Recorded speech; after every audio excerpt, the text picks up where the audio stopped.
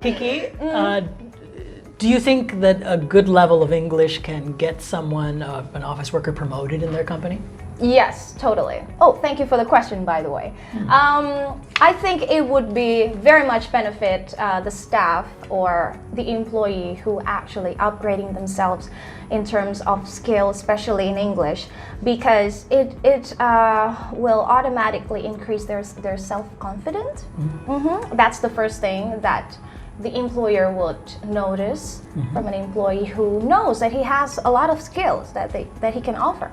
And then another one is to he or she can improve their marketability and competitiveness towards others, you know, because a lot of employees are trying to be competitive in terms of getting promoted, in terms of upgrading their skills. So yeah, it's very necessary to upgrade yourself in terms of learning English.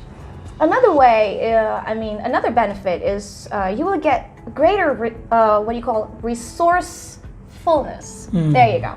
Resourcefulness, guys. So, you know what that means? That means new skills can give you the ability to offer solutions to problems that may occur on the job. I know I was reading this. Okay, what I'm trying to say is, basically, if you have new skills, you get to solve a lot of different problems, especially issues that comes in English, you know, because of course we're dealing not only locally but with a lot of different people from all over the world, especially in the corporate world, you know. Another way to upgrade yourself in order to get promoted, I think, is that you will get a better career opportunities. So yeah. Okay. You know, I really like something that you said triggered a memory for me. I have a student, he works in the government, and he's not the top guy in his office, but because his English level is much higher, he ends up doing a lot of the jobs that his superiors are supposed to be doing, or you know, they give him the opportunity because they feel like, oh no, his English is better. And then he ends up getting to have these opportunities, like speaking at conferences abroad. Oh wow. He gets all these opportunities. And you don't think that that's gonna help him? That's gonna help him so much, you know, it's crazy. He's beneath his superiors, but they still give him the opportunity only because they feel that his English is so much better, even though he himself feels he needs to improve, you know? Right. So it's crazy. It's interesting how if you just, you feel confident, people will believe it. Exactly. So that's a really good example. And I think a lot of Indonesian employees need to do the same thing. Yeah. You gave me a metaphor earlier.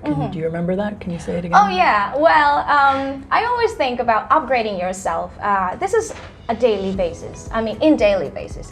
You really have to keep doing it. You can't stop until you retire, I guess.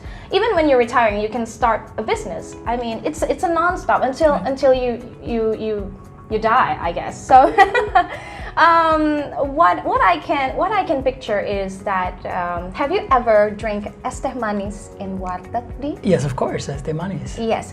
How much do you usually pay for that?